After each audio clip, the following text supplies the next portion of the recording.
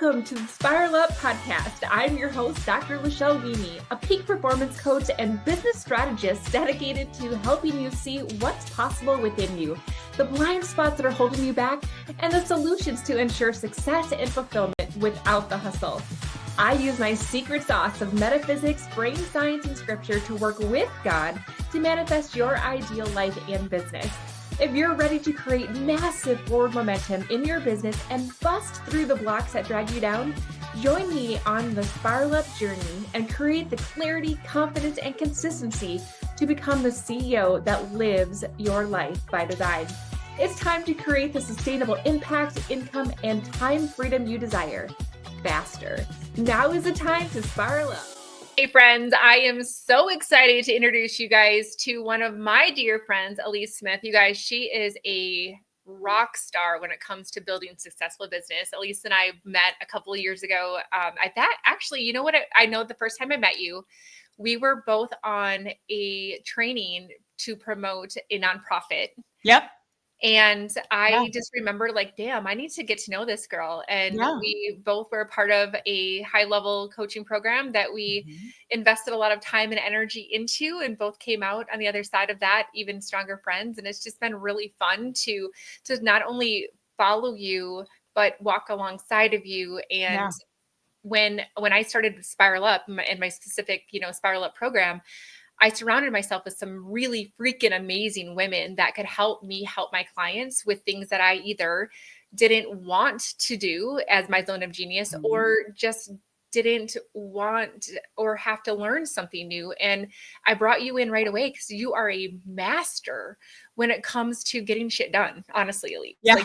That's like my biggest thing with you is that not only do you get shit done, but you get shit done well. And you have grown a massive following on social. And specifically, I brought you into Spiral Up as a huge help to people who are wanting to build big brands on social media and big followings. But it's been fun to see ways that you've been able to help my clients with a very specific subset of expertise that we're going to actually talk about today, which is ADHD entrepreneur. And before we dive into all of the details of that, you guys, I want Alyece to give us a chance to get to know her better. I hate reading bios because I think it falls flat. Like, I want you to tell us, tell us about you, girl. Yeah. So first thing you should know, and this is just very typical of someone that has ADHD. If I say it's going to be, long story short, it's probably not going to be short. So I am going to try to keep this brief. Hopefully you've got some good editing, but I was in corporate. I did digital marketing actually for a very large franchisee in the quick service industry. So I came into entrepreneurship with a background in marketing, and I did that at a very large scale for this franchisee. At our largest point, like 176 locations I was doing marketing for internally. And so the reason I share that is because I did come in with marketing experience, but I struggled in corporate with boredom a lot. Yeah. And so I noticed that pattern. Well, not only was I already feeling unfulfilled, we'll call it unfulfilled, because I would get bored, but I also have 3 children. And not long after I started that job, my middle son, Caden, was diagnosed with autism spectrum disorder. And so takes a village to raise a child. It takes a metropolitan city to raise a special needs child. And there's a lot of therapies. There's OT, ABA, speech, then there's food therapy and this and that. And it just didn't work with a 9-to-5, and we already lacked a lot of resources here in South Mississippi. So there would be 1 or 2 locations. They'd have wait list. And when they'd call and say, something's open, if you didn't claim it right then and there, if you didn't get there within the hour, you lost your spot. And I did that multiple times. I had to turn down therapy options. And I came to a head where I was like, I will not put my career in front of my child's healthcare. Now, obviously, I'd have some kind of income because something's got to pay for the therapy sessions. But I just came to a point. I was actually at a conference for a nonprofit that I was on the board of. And Heather Land, I don't know if you guys remember her, but her videos, they started on Snapchat, but they would come on Facebook. That's actually how I found her. And she's the woman that says, I ain't doing it. Y'all remember those? Okay. If not, go Google it. You will. It was probably like 8 or 9 years ago where they were popular. Okay. And she said, do it scared. Mm-hmm. And so I don't know why that hit me that day. I swore she was speaking to me, and I left my job the next day. So I went on to build an online business. I started with an agency, and then evolved into coaching, and then evolved again now into very specific coaching for ADHD entrepreneurs, because that is who I am. Yeah. I started my business because of my son.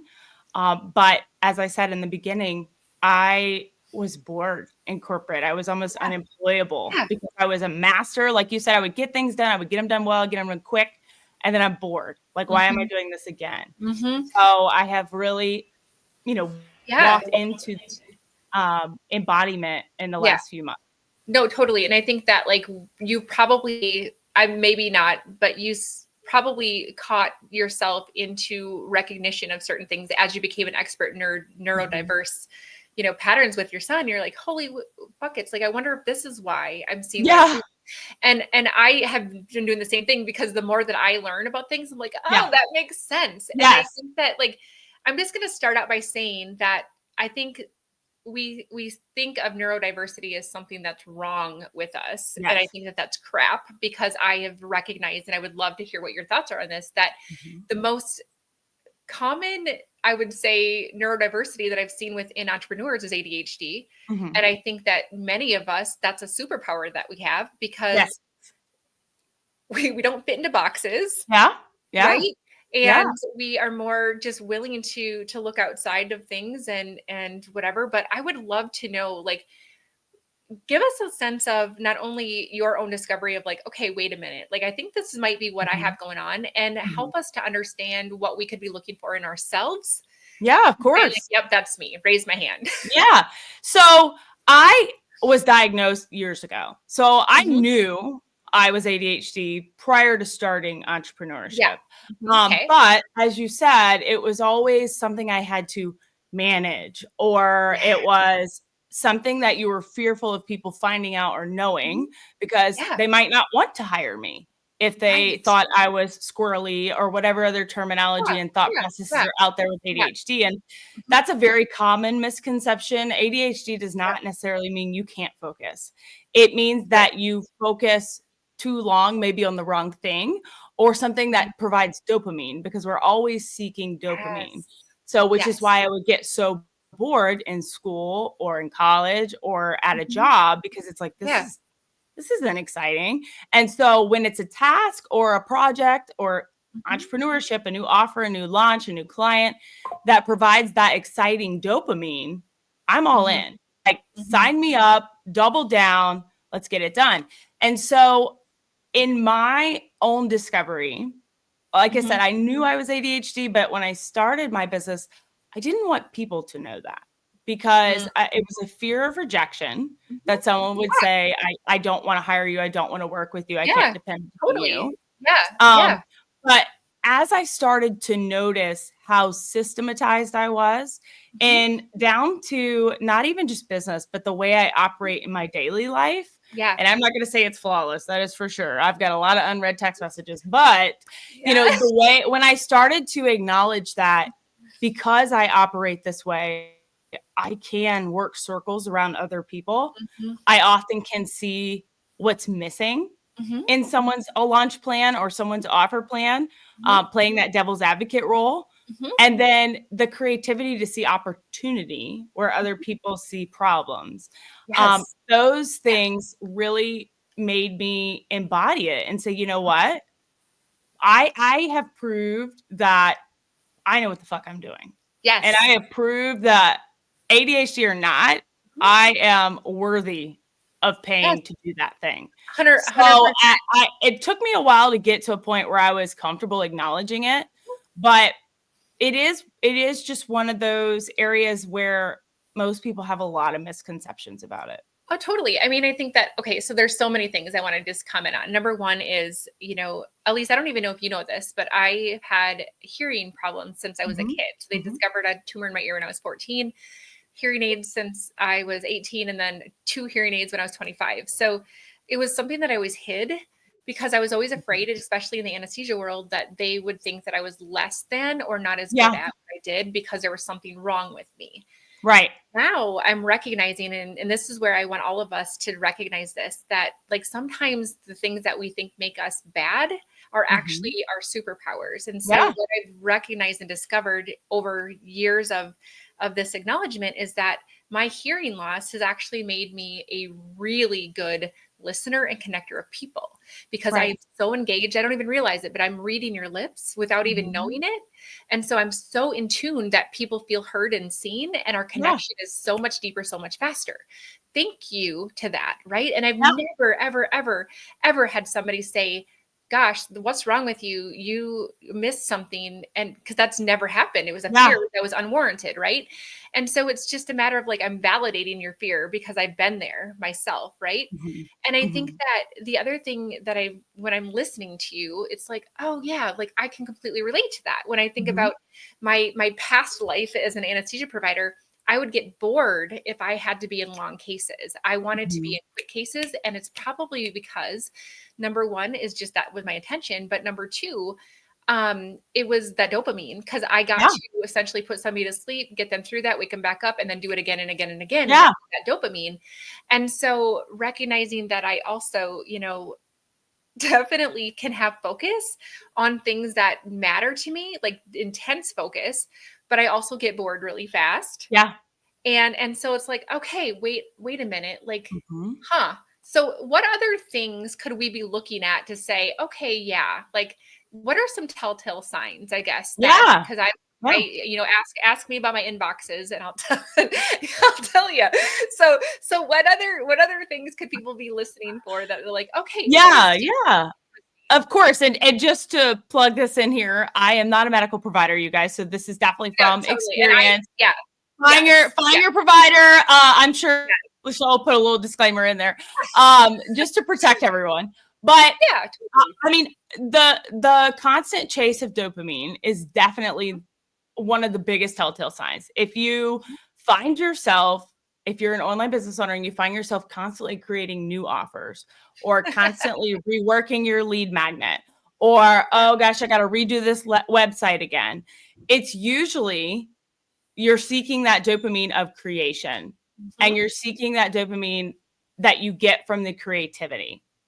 Another telltale sign is the fear of rejection. So a lot of times that is the cause of the inboxes being so stacked. Not only is it bored to answer every text of someone saying like, hey, what time is that party again?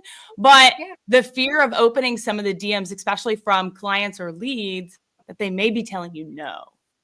And then executive dysfunction takes over a lot too. So if you have certain tasks that you find it really hard to even start, maybe you have, let's say you're planning a business launch and you got really excited at the creation of it.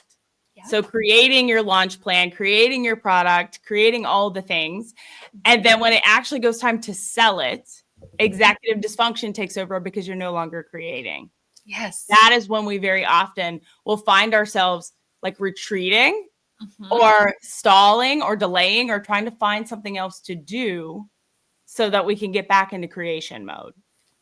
And so there's a lot of different pieces to this, but those would be the most common ones I see, especially in entrepreneurs. The constantly restarting. And I think that, kind of going back to this, like as an entrepreneur, I've never, like, I'll just say that I've never been diagnosed with ADHD, nor did I ever consider myself as somebody who struggled with that until I've started to recognize some of the things that like you're saying and different things. And like, it's just like, this makes total sense. And I 100% guilty of this in the sense that like, I love the creative process.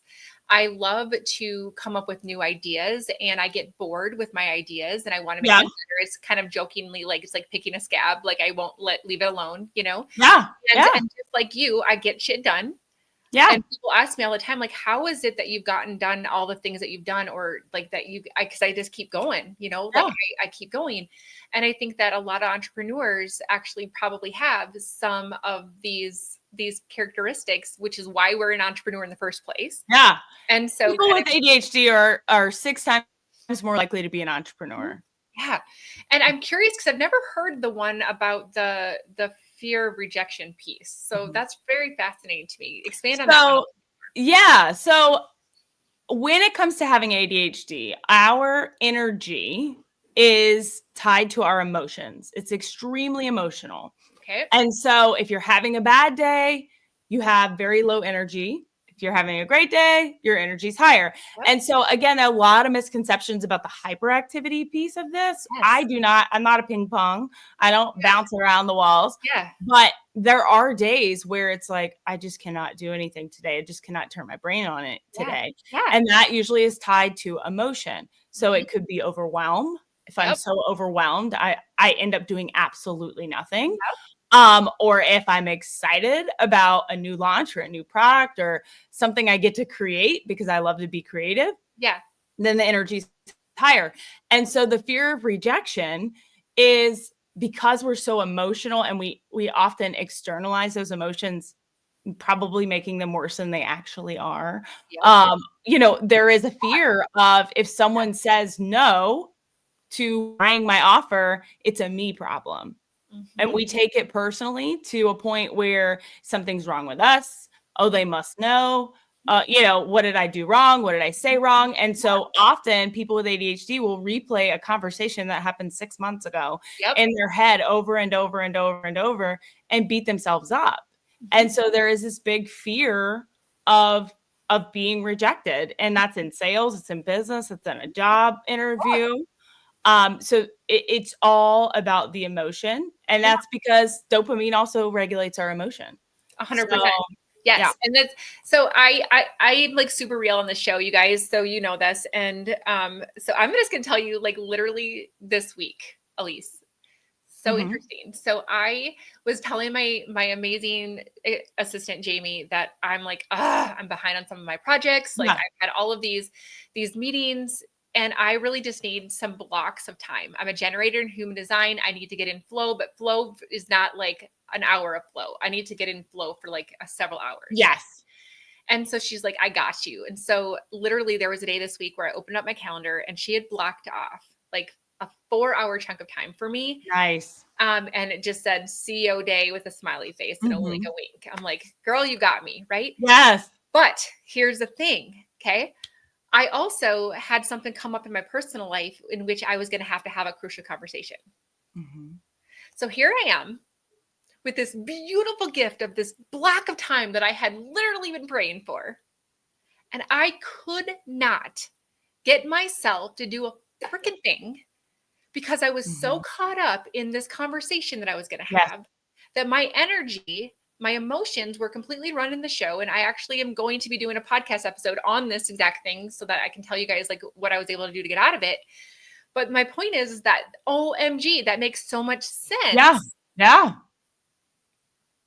That is my emotions that were like basically sabotaging my ability to get shit done.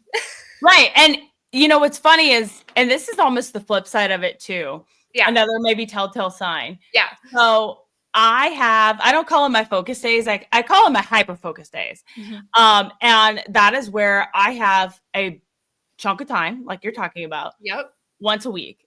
And for me, it's like 6 hours because I need to feel in control. I need to feel like I have my shit together. I need to feel organized. Yeah. And that is my day to just go off hinge and just do it.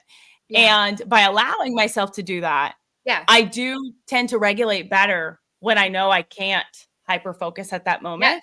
But we often also find ourselves as people with ADHD, when you are in that flow and you are in that hyper focus and something comes up, we get irritated by it. And so that's probably a lot of what you were feeling.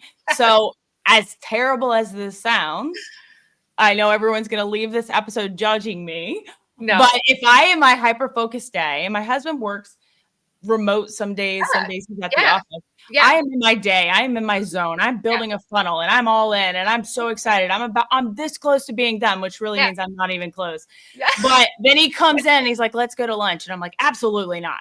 And so like, it is very easy for us when the zone is there. Totally. Nothing else matters.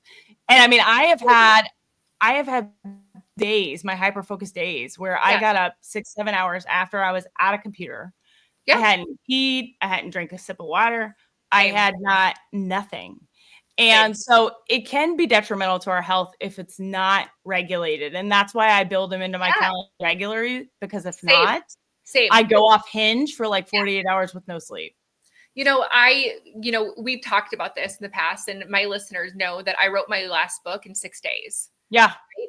And ever since that, I have been struggling with sciatic back pain because I sat in the same position literally for like from 5 a.m. till 9 o'clock at night for 6 days in a row. Yeah. So focused. And I cranked out a bestseller in 6 days, but I have literally been pain because I'm hyper focused. And oftentimes I tell my clients, I'm like, it's okay for us to be interruptible. Yeah. But that's how it feels, is that we're being interrupted.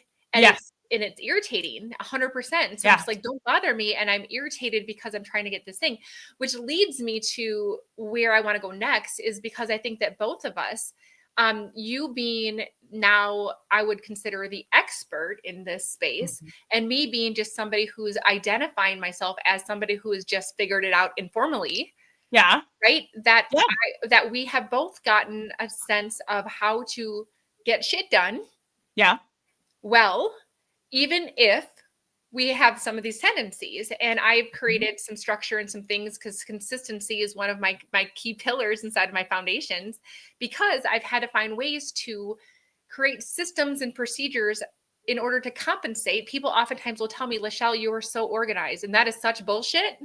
Yeah. But I appear organized to you because I've created systems to compensate for where I'm totally effed up. And in fact, that's why I have my assistant, Jamie, who's unbelievably organized. So she cleans up my messes in ways that I can, function even higher level outside of the systems I've created for myself. So what I want to do now is I want to pivot this conversation into your zone of frickin' genius, girl.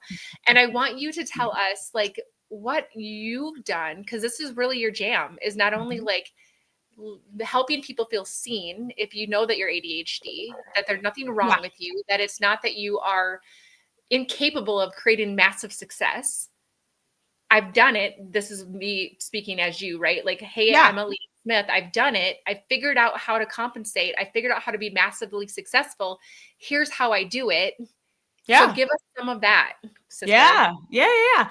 So it's funny because when I decided to really embrace ADHD, and not only as being an ADHD entrepreneur, but wanting to serve other ADHD entrepreneurs, I kind of broke this down for them. And one thing I will tell you right off the bat is get your house in order. Okay. If your home is not in order, because balance is bullshit regardless. And especially for an ADHD entrepreneur, because our schedule might not look the same as everyone else. Our energy levels vary throughout the day. So I don't work my business 9 to 5. That's not how I work my coaching. That's not how I work anything. I didn't want that. That's why I left. So I always tell everyone, first and foremost, get your house in order. And so I've built a lot of systems in my home. And again, I'm not going to say I'm perfect. I'm always looking for ways to improve it. But I have a lot of systems in my home to manage my household so that I can manage my business. So I will tell you that look for, just the simplest things that can take things off your plate and ways that you can feel more organized at home. So like for our family, we did a skylight calendar. I don't know if you've seen those or you've heard those. I live by my calendar because I have 3 kids that play different sports, or one has a job, one has a lot of therapies. So having that visual, I'm a very visual person. I need it in front of me, but I also need my family to buy into it and also see it so that they know when mom is working, I'm can't be in you have those boundaries. So like I look for systems like that. I have a lot of different systems about how I try to keep my house clean and organized. Again, 3 kids, so not perfect. But like I looked for anything that would just help me be more consistent at home. A robot vacuum, a washer and dryer that has an app, like anything I could do around the home. And then moving into business, I have very systematized structure for my week, my month, my day. Yep. So I know that my energy is higher at a certain point in time. And I also know I have to allow myself time to hyperfocus. So I structure my weeks where, Monday is all admin, Tuesday is calls, Wednesday is, content creation, Thursday is calls, Friday is usually flex time. So if I got to catch up on something, if I have a doctor's appointment, a hair appointment, whatever. And so by structuring that way, I'm allowing myself to also regulate my energy and my emotions. Because if I had to get on a call on a Monday and then get off the call, work on a landing page, and then get off the landing page, get back on another call, my energy would be depleted. Yes. And so something's not going to get my best effort. Absolutely. I also do the same thing for, my day. I know that between 10 and 2 is my highest energy time. And then it tends to spike again at like 9, 10 p.m. So that's when I work on my creative tasks, and everything in between is just kind of things that I could do by muscle memory. Same thing with my month. So I know that content creation is a big piece of marketing for my business, but I also know that I would not stay consistent with it, doing it every day, because I get bored. So I have, a certain week a month I plan my content, a certain week a month I actually edit, certain week a month I actually create, and then recycle and repeat. So I've built not only systems into my calendar, but then again, how I hold myself accountable for that. So everything has a cadence. Step 1, step 2, step 3, down to recording my podcast, editing my podcast, recording a reel, getting it posted, getting it scheduled.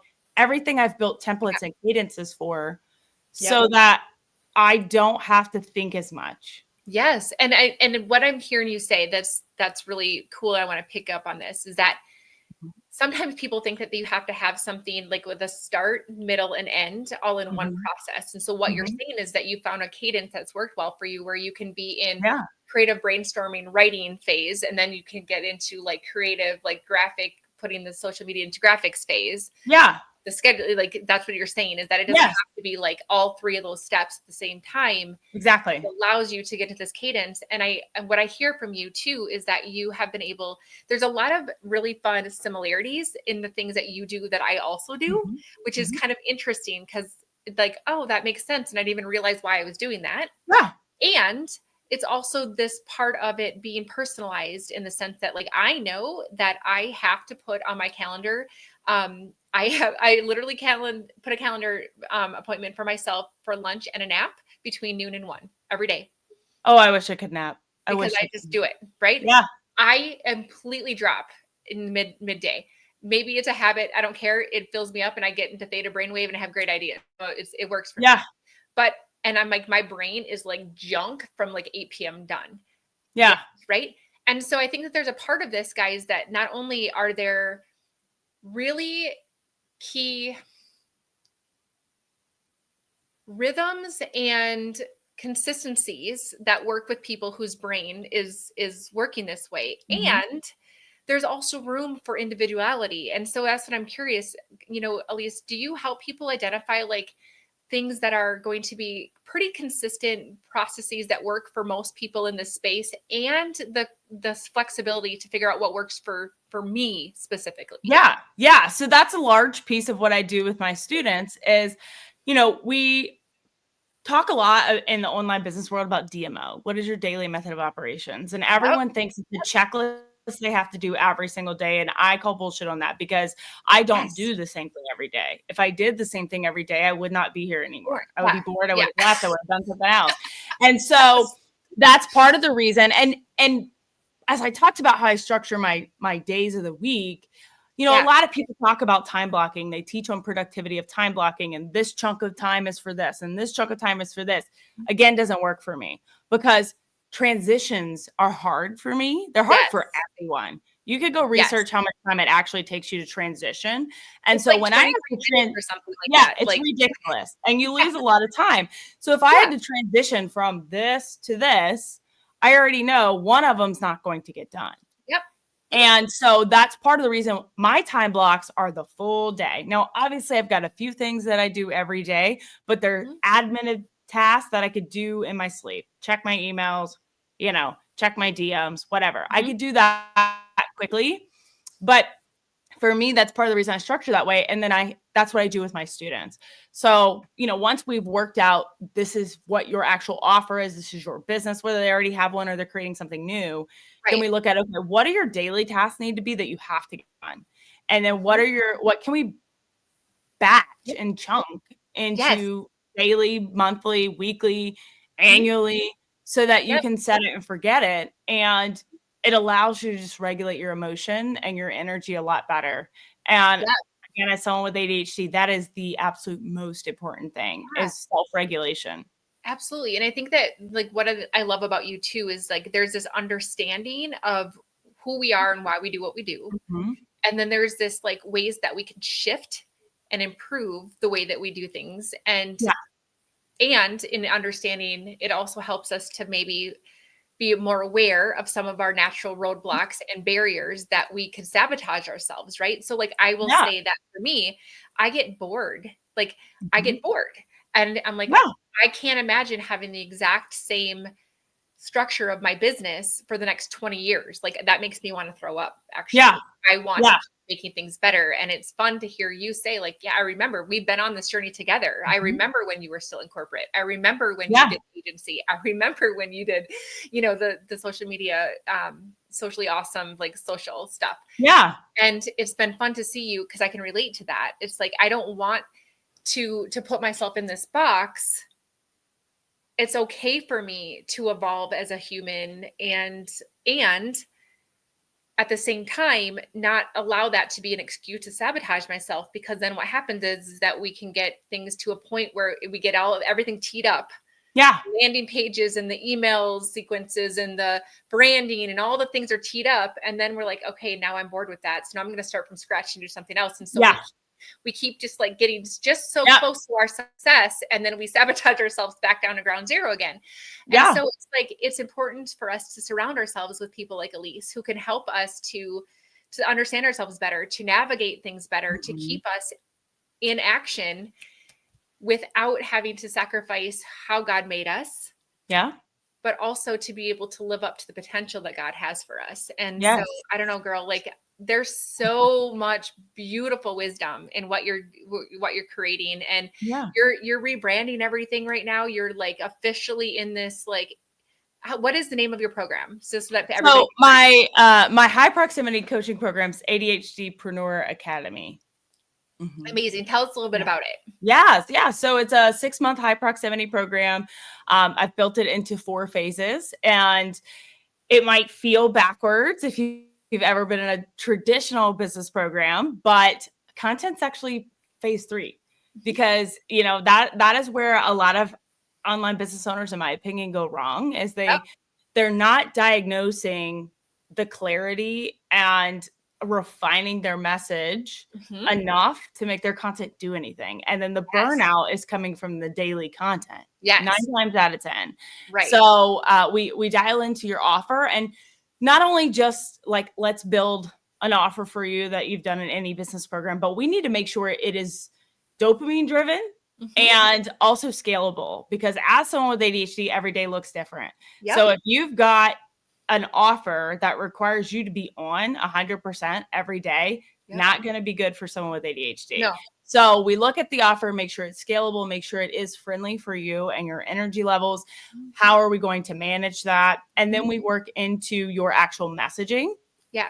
So, how are we talking about this? What's happening with it? What is the transformation it provides? The same thing you would normally do, but then I dissect it to see how can we set you up to have less fear of rejection, and then also decision fatigue, because decision fatigue is a massive piece of having ADHD as well. And that's why a lot of your content doesn't get posted or it's random and it's not converting, because you're like, well, should I say this hook or this hook? There's too many decisions to shut down. Yeah. And so we remove those decisions and that decision fatigue with my cadences and the way that I set up my content sprints, because I teach to work in sprints. That's what I do every single day. I have a sprint, Monday, Tuesday, Wednesday, Thursday, Friday, rather than piece by piece. Right. And then we move into content. And then at the end, we talk about scaling. And of course, automation's a massive piece of how I run my business. If I can automate it, I'm going to. Yep. And that's just how it works. that is not meant to, remove me from the business. It's meant to assist me in the business. 100%. And it also helps with, me staying consistent as not an ADHD entrepreneur only, but as a mom and someone who's got kids in the other room right now because they're out of school for a week. And, so it's just helping make sure that you're building a business that won't burn you out. Yes. Because I've been in a place where I've built a massive business, consistent $20,000, $30,000 a month on recurring revenue, where I could have just sat back and coasted, but I was bored. Yep. And I resented it because it wasn't what I enjoyed doing. And I burned it down. I started over, and then I burned it down again. And I started over, and that's ADHD all day. And that's why I was like, well, if I just help other ADHD entrepreneurs, I probably won't burn it down. So it's amazing. And that's what I love about you. And the fact that I get to, you guys, I get to have Alyece be part of my program as well, because I get to say, here is an expert that has a specific expertise. Yeah. I get to stay in my zone of genius, which is, discovering your blocks and figuring out how we can move past them. And I get to put my diagnostic hat on and say, one of your blocks is ADHD. I want you to talk to Alyece. Yes. And that's what's so freaking cool, is that we get to work together. And I'm just so grateful and honored that I have such a brilliant person in my sphere of influence. And, then my clients know that they can be helped by Alyece, and, they can continue to work with her more intimately with that. So it's just, it's so much fun to see. It's a win-win. And it is. I'm so grateful. I'm so grateful that you are a part of my world, and that everybody gets to not only hear from you today, but, guys, reach out to her. She's unbelievable. And know that you also have access to her within what I do as well. So it's so much fun. And we will make sure that you have all the ways that you can access Alyece in the show notes. Is there anything else that you wanted to say before we wrap up our conversation? Yeah. I mean, I would just end with this, if you're listening and you're, whether you're self-diagnosing or just relating, because I will say neurodivergency is definitely becoming more accepted. I hate to say that, but it is. And a lot more people are recognizing symptoms, especially post 2020, when we're all locked up. And it was like, our ADHD really came out. And so if you are identifying with this at all, it is not a weakness. It is not a weakness. And we talked about this, but I will tell you, as someone who has been, I used to call myself a chronic achiever, because if there was an award, I was going to win it. If there was a certification, I was going to get it. If there was, a way that I could show up bigger and better than everyone else in the line, I was going to, because I wanted that. I thrived on recognition. And I don't remember very many pieces of my life where I didn't get what I wanted. Because I worked my ass off for it, despite the challenges I have that others might not have. So it is not a weakness. It is a superpower. 100%. But you do have to learn how to build your business and your life around it. And the only way to do that is to acknowledge it. 100%. And gosh, I'm just going to go here real quick before we wrap up. Because there are going to be people that are going to ask this question. And I'm just going to guess that the answer is probably it's going to be between you and, your healthcare provider and stuff. But where are you sitting as far as medicating for ADHD? Yeah. Because I think some people think that there's something wrong with them, and that they have to fix it with medicine instead of embracing and figuring out how to work within our zones of genius. I'm just curious on what your thought is. Yeah. So, and again, there are everyone has a different opinion on medication. I do believe in medication because I have been at a point in my life, and as a child, I knew I thought differently. I knew I operated differently. I was very much labeled as difficult because, all the things, right? I was bored, so I would just talk or whatever. And but I was a high achiever. So no one really ever put me down, but I was just a difficult high achiever, and it's like, whatever. So as a child, I was not on medication. And I saw how hard it was for me to regulate. So personally, in my household, we believe in medication. I do believe you need, obviously, in order to get it, you got to work with your healthcare provider. And there are a lot of challenges with finding which one works for you. All three of my children are also neurodivergent. So that has been a struggle. But, I will tell you, there's a lot of things you can do as well that are more holistic and, natural, like different mushrooms and things. That I have a mushroom coffee I drink every single morning. And I'm telling you right now, it turns my brain on in like 15 minutes. It makes me feel good. It gives me that energy and momentum to get going, so that I have that dopamine win. And so there's a lot of different things you can do. I recommend that you do your research, of course.